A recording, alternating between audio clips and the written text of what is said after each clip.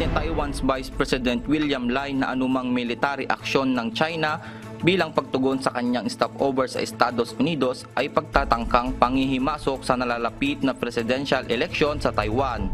Si Lai ang frontrunner ng ruling party para sa halalan sa Enero. Ginawa nito ang pahayag habang nasa Paraguay para sa inaugurasyon ni Presidente Santiago Peña. Bumiyahe ito patungong Paraguay na isa sa diplomatic allies ng Taiwan. Dumaan ito sa New York at inaasahang dadaan din ng San Francisco bago tuluyang bumalik sa Taiwan.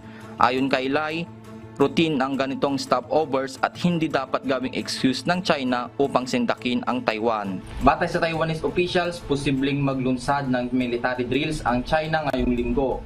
Batay naman sa Taiwan's Defense Ministry, wala pa itong nakikitang malawakang Chinese maneuvers malapit sa isla.